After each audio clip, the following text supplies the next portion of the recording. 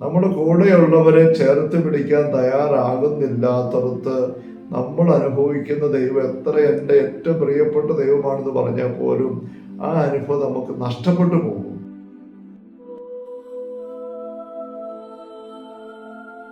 ഈശോ മിശിഹായ്ക്ക് സ്തുതിയായിരിക്കട്ടെ. ഈശ്വരേറ്റ സ്നേഹിക്കപ്പെട്ട സഹോദരരെ, നിങ്ങൾ ഇപ്രകാരം പ്രാർത്ഥിക്കുവൻ എന്ന പൊതുശീർഷകത്തിൽ നാം എടുക്കുന്ന വചന വിചിന്തന പരമ്പരയുടെ 12ാമത്തെ സെഷനിലേക്ക് ഈശോയുടെ നാമത്തിൽ ഹൃദ്യമായ സ്വാഗതം. Hallelujah, hallelujah, hallelujah. സ്വർഗസ്ഥനായ ഞങ്ങളുടെ പിതാവേ എന്നുള്ള സംബോധന കർത്തൃപ്രാർത്ഥന ആരംഭത്തിൽ ഈശോ നൽകിയിരിക്കുന്നത് നമ്മൾ ചിന്തിക്കുകയായിരുന്നല്ലോ. പിതാവേ എന്നുള്ള വാക്കിനെ കുറിച്ച് ചിന്തിച്ചതിന് ശേഷം ഞങ്ങളുടെ എന്നുള്ള ഒരു പ്രയോഗം, വിശേഷണം എന്തുകൊണ്ടാണ് നമ്മൾ കാണാൻ ഇടവരുന്നത് കാണുകയായിരുന്നു. അടിസ്ഥാനമായിട്ട് നമ്മൾ കണ്ടു, കഴിഞ്ഞ സെഷനിൽ കാണുകയുണ്ടായി. ദൈവം ഒരു ഞങ്ങൾ ആണ്, കൂട്ടായ്മയാണ്. പ്രത്യേക ദൈവം പിതാവും പുത്രനും പരിശുദ്ധാത്മാവും. അവിടെ ദൈവം സൃഷ്ടിച്ചവയെല്ലാം ഒരു കൂട്ടായ്മയുടെ അവസ്ഥയിലാണ് ഈ സൃഷ്ടപ്രപഞ്ചവും നമ്മളും നമ്മുടെ ഉള്ളും എല്ലാം ആയിരിക്കുമ്പോൾ കാണുകയുണ്ടായി. അതുകൊണ്ട് ദൈവത്തോട് ചേർന്ന് ആയിരിക്കാൻ, ദൈവത്തിൻ്റെ സാഹചര്യത്തിലേക്ക് രൂപാന്തരപ്പെടാൻ നമ്മൾ വിളിക്കപ്പെടുമ്പോൾ ഈ ഒരു കൂട്ടായ്മയുടെ അടിസ്ഥാനപരമായ അവസ്ഥാവിശേഷം നമുക്ക് അവഗണിക്കാനായിട്ട് സാധിക്കുകയില്ല. അതുകൊണ്ട് വ്യക്തിപരമാണ് നമ്മുടെ ദൈവാന്വേഷണം എങ്കിൽ പോലും നമ്മളത് അനുഭവിച്ച് വളരുന്നത് കൂട്ടായ്മയിലൂടെയാണ്. അവസാനം സ്വർഗത്തിലേക്ക് നമ്മൾ എത്തുമ്പോൾ തന്നെ സ്വർഗമെന്ന് പറയുന്നത് ഒറ്റയ്ക്കൊറ്റയ്ക്ക് കുറേ പേരിരുന്നു കൊണ്ട് ആനന്ദിക്കുന്ന അനുഭവം അല്ല. നമുക്ക് കിട്ടിയിരിക്കുന്ന വചന വെളിപാട് രംഗങ്ങളെല്ലാം നമ്മൾ കാണുന്നത് ദൈവത്തിൻ്റെ ചുറ്റും മലാഖമാര്, അത് അനേക ഗണങ്ങൾ മലാഖമാര്, ശ്രാപ്പന്മാര്, സറാഫുകൾ ഏറ്റവും ചേർന്ന് നിൽക്കുന്നു. ഏശയ്യായുടെ പുസ്തകം 6-ാമത്തെ 1 തിരുവചനങ്ങളിൽ ഏശയ്യായുടെ ദർശനത്തിൽ സറാഫുകൾ സിംഹാസനത്തിന് ചുറ്റും നിന്നുകൊണ്ട് ദൈവത്തെ സ്തുതിക്കുകയാണ്. വെളിപാട് പുസ്തകത്തിന്റെ 4-ാം അധ്യായത്തിൽ നമ്മൾ കാണുന്ന സറാഫുകൾ ഈശോയ്ക്ക് ദൈവത്തിന്റെ സിംഹാസനം ചുറ്റും നിന്നുകൊണ്ട് സ്തുതിക്കുന്നു. മാലാഖമാർ ചുറ്റും സ്തുതിക്കുന്നു. അതുപോലെ തന്നെ ശ്രേഷ്ഠന്മാരുടെ വലിയ സമൂഹം, 24 ശ്രേഷ്ഠന്മാർ ഒരുമിച്ചായിരുന്നു കൊണ്ട് ദൈവത്തെ കുമ്പിട്ട് ആരാധിക്കുന്നു, എണീറ്റ് സ്തുതിക്കുന്നു. അങ്ങനെ ആയിരിക്കുന്നു. പിന്നെ വെളിപാട് പുസ്തകത്തിന്റെ 7-ാമത്തെ അധ്യായത്തിൽ 9 തിരുവചനങ്ങളിൽ വലിയൊരു ജനക്കൂട്ടം, സകല ജനപദങ്ങളിലും ഭാഷകളിലും ജാതികളിലും ഗോത്രങ്ങളിൽ നിന്നുള്ളവർ വെള്ള അങ്കി അണിഞ്ഞ് കുരുത്താറുകളുമായിട്ട് ദൈവത്തെ സ്തുതിച്ച് ആരാധിക്കുന്നു. അങ്ങനെ സ്വർഗത്തിന്റെ ദർശനം നമ്മൾ കാണുമ്പോൾ മലാഖമാരുടെ വിശുദ്ധന്റെ വലിയ സമൂഹമാണ്. കുർബാന സർവ്വപരമ കുർബാനകളെ പറ്റി പ്രാർത്ഥിക്കുന്നുണ്ടല്ലോ. മലാഖമാരുടെ 10,000ങ്ങളും സ്വർഗവാസികളുടെ 1000ങ്ങളും ദൈവത്തെ സ്തുതിച്ച് ആരാധിക്കുന്നു. ആ കൂട്ടായ്മയ്ക്ക് നമ്മൾ ചേരുന്നത് സ്വർഗത്തിന്റെ ഈ വലിയ കൂട്ടായ്മയുടെ ഒരു അനുഭവ ചിത്രം നമുക്ക് നൽകപ്പെട്ടിരിക്കുന്നു. അപ്പൊ സ്വർഗം ഒരു കൂട്ടായ്മയാണ്. അതുകൊണ്ട് ഭൂമിയിലേക്ക് ഈശോ വന്ന് ദൈവരായത്തിന്റെ സ്വർഗരായത്തിന്റെ ശുശ്രൂഷ നിർവഹിച്ചപ്പോൾ ഈശോ ഒരു കൂട്ടായ്മയിൽ അത് നിർവഹിക്കും നമുക്ക് കാണാം. ഈശോ 12 അപ്പോസ്തലന്മാരെ തെരഞ്ഞെടുത്തു, 12 പേരെ കൂട്ടത്തിൽ കൂട്ടി. അതിനു പുറമെ 72 ശിഷ്യന്മാരുടെ കൂട്ടായ്മയെക്കുറിച്ച് നമ്മൾ കാണുന്നുണ്ട്. ലൂക്കാ 10-ാമത്തെ അധ്യായത്തിലൊക്കെ 72 പേരെ ഈശോ വിളിച്ച് നിയോഗിക്കുന്നു. അപ്പൊ അത് ഒരു കൂട്ടായ്മയുടെ വളരെ പ്രകടമായ അടയാളങ്ങളാണ്. ഈശോയ്ക്ക് വേണ്ടി ഒറ്റയ്ക്ക് തന്നെ ദൗത്യം നിർവഹിച്ച് നടക്കാമായിരുന്നു. ഈശോയ്ക്ക് ആരുടെ സഹായം എടുത്ത ആവശ്യമില്ല. കാരണം ദൈവപുത്രനാണ്. അവിടുത്തെ വലിയ കൃപാവരങ്ങളെല്ലാം ഉണ്ട്. ഒറ്റയ്ക്ക് ഇങ്ങനെ പ്രസംഗിച്ച്, ഒറ്റയ്ക്ക് മലമുകളിൽ പോയിരുന്ന, ഒറ്റയ്ക്ക് താമസിച്ച് അങ്ങനെ അങ്ങ് മുന്നോട്ട് പോകാമായിരുന്നു. അങ്ങനെയല്ല. ഈശോ ദൗത്യം ആരംഭിക്കുമ്പോൾ തന്നെ ഇങ്ങനെ 12 പേരെ 72 പേരെയൊക്കെ തെരഞ്ഞെടുത്തു. അവിടെ തന്നെ എത്രയോ ഒരുക്കത്തോടെ ഈശോ ചെയ്യുന്നത്. ലൂക്കായുടെ സുവിശേഷം 6-ാമത്തെ അധ്യായം കാണുന്നുണ്ട്. ഈശോ രാത്രി മുഴുവൻ മലമുകളിൽ പ്രാർത്ഥിച്ചു. പിന്നെ ഇറങ്ങി വന്ന് ശിഷ്യന്മാർക്കിടയിൽ 12 പേരെ തിരഞ്ഞെടുക്കുന്നു. പ്രാർത്ഥിച്ചു ഒരുങ്ങിയിട്ട് ഓരോരുത്തരെ അറിഞ്ഞ് അവർക്ക് പരിശീലനം കൊടുത്തു. അവരെ അയക്കുന്നു. 2 പേരായിട്ട് 12 പേരെ അയക്കുന്നു, 72 പേരെ അയക്കുന്നു.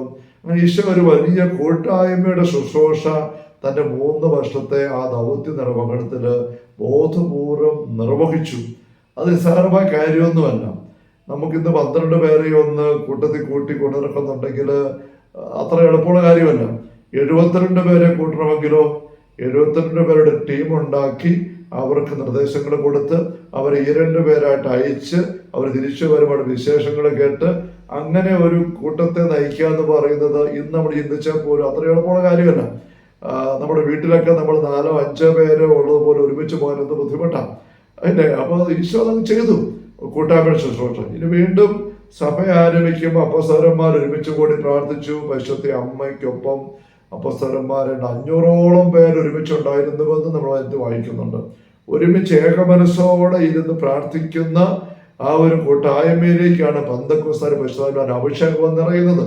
പരിശുദ്ധ അമ്മയോടൊപ്പം മറ്റു ശിഷ്യരോടൊപ്പം അപ്പോസ്തലന്മാര് എല്ലാം ഒരുമിച്ചിരുന്ന് പ്രാർത്ഥിച്ചു.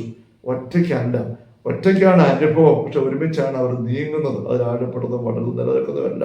പെന്തക്കോസ്തായുടെ ദിവസം ആദ്യത്തെ പ്രസംഗം കേട്ടിട്ട് ആദ്യം ഉണ്ടാകുന്ന സഭാ സമൂഹം 3000 പേര്, പിന്നെ 5000 ആയിട്ട് മാറുന്നു, പിന്നീട് 5000 മാറും നമ്മൾ കാണുകയാണ്.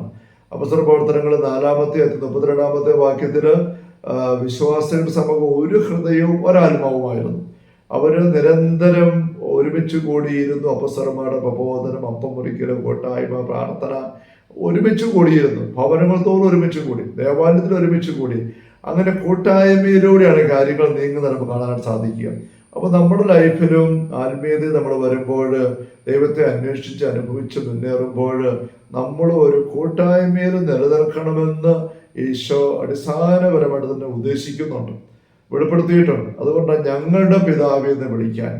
നമ്മുടെ കൂടെയുള്ളവരെ ചേർത്ത് പിടിക്കാൻ തയ്യാറാകുന്നില്ലാത്തടത്ത് നമ്മൾ അനുഭവിക്കുന്ന ദൈവം എത്ര എൻ്റെ ഏറ്റവും പ്രിയപ്പെട്ട ദൈവമാണെന്ന് പറഞ്ഞാൽ പോലും ആ അനുഭവം നമുക്ക് നഷ്ടപ്പെട്ടു പോകും. ഈശോ നമുക്ക് പറഞ്ഞു തന്നിരിക്കുന്ന ധൂർത്തപുത്രന്റെ ഉപമ, മൂത്ത മകനെ കുറിച്ച് പറയുന്നത് നമുക്കറിയാം. അവൻ ഒരിക്കലും അപ്പന്റെ ഇഷ്ടത്തിന് വിരുദ്ധമായിട്ട് ഒന്നും ചെയ്തിട്ടില്ല. അപ്പന്റെ എല്ലാ ഇഷ്ടങ്ങളും അനുസരിച്ച് അപ്പന്റെ വീട്ടിൽ താമസിച്ച് അപ്പനോടൊപ്പം ആയിരുന്നു. അപ്പന്റെ ജോലികളെല്ലാം നിർവഹിച്ച് തോട്ടത്തിന് പറമ്പിന് പണിയെടുത്ത് അവൻ തന്നെ പറയുന്നുണ്ട്, അങ്ങയുടെ ഒരു ഇഷ്ടം പോലും ഞാൻ അവഗണിച്ചിട്ടില്ല, ഒരു ദാസനെ പോലെ ജോലി എടുത്തു എന്ന് പോലും അങ്ങനെ പറയുന്നുണ്ട്, മൂത്തപുത്രൻ പറയുന്നുണ്ട്. പക്ഷെ അങ്ങനെ സംഭവിക്കുന്ന ഈശോ എടുത്തു പറയുകയാണ്, ധൂർത്തപുത്രൻ സ്വന്തം വഴിക്ക് ഇറങ്ങിപ്പോയി, പിന്നെ അനുദപിച്ച് തിരിച്ചു വന്നു. അപ്പൻ അവനെ സ്വീകരിച്ചു, ഒരു വിരുന്നൊരുക്കി, നല്ല ഉടുപ്പെല്ലാം കൊടുത്തു, അവനെ അകത്ത് കയറ്റി സദ്യ ഒരുക്കിയിരിക്കുന്നു. വാദ്യമേളങ്ങൾ ഘോഷങ്ങൾ എല്ലാം ആയിട്ടായിരിക്കുമ്പോൾ ഈ മൂത്ത മകൻ വൈകുന്നേരം തിരിച്ചു വരുന്നു. തിരിച്ചു വരുന്ന അവന് അകത്ത് കയറാൻ പറ്റുന്നില്ല. നമ്മൾ ചിലപ്പോൾ ശ്രദ്ധിക്കുകയുണ്ടായി, എന്തുകൊണ്ടാണ് അകത്ത് കയറാൻ പറ്റാതെ വരുന്നത്? അവന് അനുജനെ സ്നേഹത്തോടെ ചേർത്ത് പിടിക്കാനായിട്ട് സാധിക്കുന്നില്ല. അപ്പൊ അനുജനോടുള്ള അകൽച്ച അവന്റെ ഉള്ളിൽ കയറുമ്പോൾ അപ്പനോട് ചേർന്ന് നിൽക്കാനായിട്ട് പറ്റുന്നില്ലാത്ത അവസ്ഥയാണ്. അപ്പനെ അവൻ സ്നേഹിക്കുന്ന അവകാശപ്പെടുന്നുണ്ട്, അപ്പനെ കാര്യത്തിൽ അന്വേഷിക്കുന്നു പറയുന്നുണ്ട്.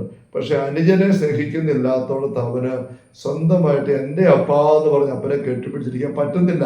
അവൻ പുറത്തായി. അപ്പൊ ഏതെങ്കിലും വ്യക്തിയോട് അകൽച്ച എടുത്തുകൊണ്ട് നമ്മൾ നീങ്ങുമ്പോൾ നമ്മളാണ് സ്വർഗ്ഗ കൂട്ടായ്മയ്ക്ക് പുറത്തു പോകുന്നത്, നമ്മളാണ് ദൈവത്തെ പിതാവായിട്ട് അനുഭവിക്കുന്നതിന് പരാജയപ്പെട്ടു പോകുന്നത് എന്ന വലിയൊരു പാഠം ഇവിടെ ഈ ഉപമയിലൂടെ ഈശോ വളരെ പ്രായോഗികമായ ഉൾക്കാഴ്ചയോടുകൂടെ പ്രസക്തിയോടുകൂടി പഠിപ്പിക്കുകയാണ്. യോഹന്നാന്റെ 1-ാം ലേഖനത്തിലെ 3-ാമത്തെ 1-4 വാക്യങ്ങളിൽ കണ്ടാലും നമ്മൾ ദൈവമക്കൾ എന്ന് പറഞ്ഞുകൊണ്ട് മനോഹരമായിട്ട് പങ്കുവെക്കുന്ന നമ്മൾ ശ്രദ്ധിക്കുകയുണ്ടായി. നമ്മൾ ദൈവമക്കളാണ്. എന്നാൽ അത് കഴിഞ്ഞിട്ട് 4-ാമത്തെ നമ്മൾ വരുമ്പോഴേക്കും നമ്മൾ കാണുകയാണ്, ദൈവത്തിന്റെ സ്നേഹത്തെക്കുറിച്ച് വർണ്ണിക്കുന്നു, പങ്കുവെക്കുന്ന അപ്പോസ്തലൻ. എന്നിട്ട് പറയുകയാണ്, ദൈവത്തെ സ്നേഹിക്കുന്നു എന്ന് അവകാശപ്പെടുന്ന വ്യക്തി സഹോദരനെ സ്നേഹിക്കണം.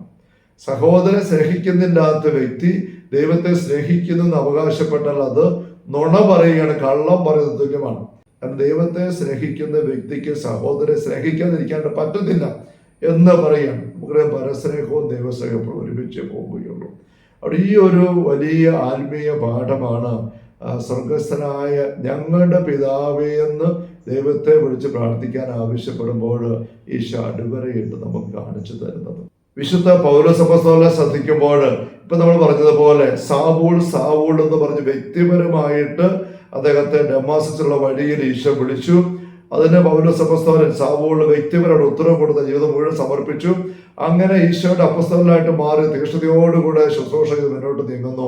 അങ്ങനെ നീങ്ങുമ്പോൾ അപ്പോസ്തലൻ കൊരിന്ത്യർ സഭയ്ക്കുള്ള 2-ാമത്തെ ലേഖനത്തിന്റെ 11-ാമത്തെ അധ്യായത്തിന് പങ്കുവെക്കുന്നുണ്ട് തന്റെ വലിയൊരു നൊമ്പരത്തിന്റെ അനുഭവം. അവിടെ അദ്ദേഹം പറയുകയാണ്, 28-29 തിരുവചനങ്ങളിലും, ഇവയ്ക്കെല്ലാം പുറമെ സകല സഭകളെ കുറിച്ചുള്ള എൻ്റെ ഉത്കണ്ഠ അനുദിനം എന്നെ അലട്ടിക്കൊണ്ടിരിക്കുന്നു.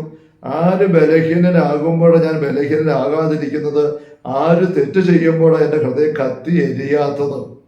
അപ്പം മറ്റുള്ള വ്യക്തികളുടെ കുറിച്ചുള്ള കൺസേൺ, അവരെ കുറിച്ചുള്ള താല്പര്യം, അവരുടെ ഞെരുക്കങ്ങളിൽ ബലഹീനതയിലുള്ള ഉള്ളു ചേർന്നിരിക്കുന്ന അവസ്ഥ, അത് അപ്പോസ്തലനെ ഞെരുക്കുകയാണ്.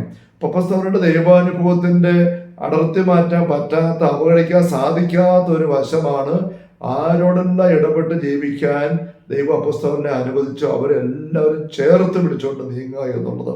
തൊട്ടടുത്ത അധ്യായത്തിൽ 12-ാം അധ്യായത്തിൽ അപ്പോസ്തലൻ പങ്കുവെക്കുന്ന ദർശനങ്ങളുണ്ട്, ആത്മീയ വെളിപാടുകളുണ്ട്. സ്വർഗത്തിന്റെ 3-ാം തട്ട് വരെ ഉയർത്തപ്പെട്ട അനുഭവം, വെളിപാടുകളുടെ ദർശനങ്ങളുടെ ആധിക്യം, അതൊക്കെ വ്യക്തിപരമാണ്. അതെല്ലാം ആഴത്തിൽ അനുഭവിക്കുന്ന അപ്പോസ്തലൻ പക്ഷേ തൻ്റെ ഉള്ളത്തിൽ ആഴത്തിൽ അനുഭവിക്കുന്ന മറ്റൊരു കാര്യമാണ് സകല സഭകളെ കുറിച്ചുള്ള ഒരു ഉത്കണ്ഠ. അത് നെഗറ്റീവല്ല, സ്നേഹത്തിന്റെ കരുതലാണ്. സ്വർഗത്തിലെ ദൈവം ഏകനാണ്, ഏകാന്തനല്ല എന്ന് പറഞ്ഞു വരുമ്പോൾ ദൈവത്തിന് സ്വർഗത്തിൽ എന്തെങ്കിലും നൊമ്പരമുണ്ടോ വേദനയുണ്ടോ ചിന്തിക്കുമ്പോൾ ലൂക്കായുടെ സുവിശേഷം 15-ാമത്തെ അധ്യായത്തിൽ ഈശോ പങ്കുവെക്കുന്ന 3 ഉപമകളിൽ കാണുന്നുണ്ട്. അനുദപിക്കുന്ന ഓരോ പാപിയെക്കുറിച്ച് സ്വർഗത്തിൽ സന്തോഷമുണ്ടാകും എന്ന് പറയുമ്പോൾ അനുദപിക്കാതെ പാപത്തിൽ ഇറങ്ങി പോകുന്ന ഓരോ വ്യക്തി സ്വർഗത്തിൽ വേദനയുണ്ട്. സ്നേഹത്തിന്റെ നാണയത്തിന്റെ 2 വശമാണ്. ഒരുമിച്ചായിരിക്കുന്നതിനുള്ള ആനന്ദം, സ്നേഹിക്കുന്ന വിചാരം അകന്നു പോകുമ്പോഴുള്ള വേദന.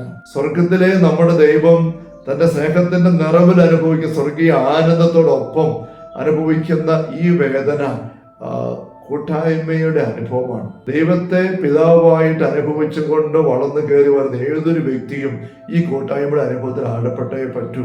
അതുകൊണ്ട് ഈ ദൈവത്തെ പിതാവായിട്ട് അനുഭവിച്ചറിയുന്ന ഏതൊരു വ്യക്തിയും സ്വർഗസ്ഥനായി ഞങ്ങളുടെ പിതാവേ എന്ന് വിളിക്കാനായിട്ട് ബോധ്യത്തിലേക്ക് വരും, നിർബന്ധിതരാകും, ആ അനുഭവത്തിൽ ആഴപ്പെടും.